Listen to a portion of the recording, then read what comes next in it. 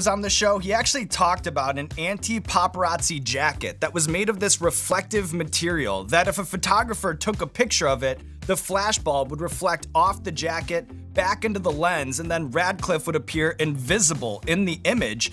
And I actually saw that it looks like you have a scarf that does the exact same thing. Yes, when I was in London, I actually met the designer who created that. And the designer came up to me and he's like, I have the perfect scarf for you. And he took a photo and it literally reflected back. So it's like really cool, like paparazzi shield. I haven't really worn it, but thanks for reminding me about it. I'm gonna pull it out one day.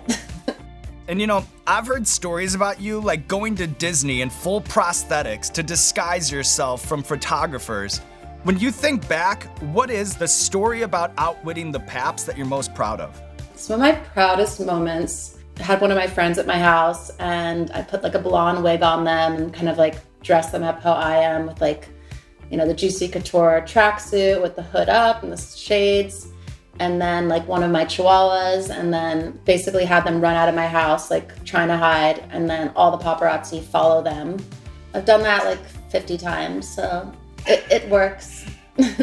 I was listening on your podcast, This is Paris, and you were talking about the days where you'd have 50 cars parked outside of your house at all hours of the night. Do you remember at what point that level of attention started to cross a line with you? I remember one time I came home and there was paparazzi out there and they're like, by the way, some guy was like looking through your trash, taking everything with him.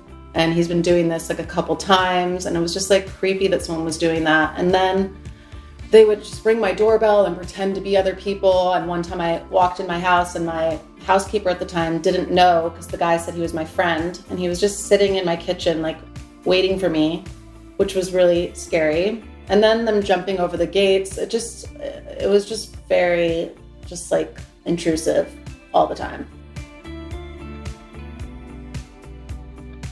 Doing good. It's a great conversation, so it's distracting me from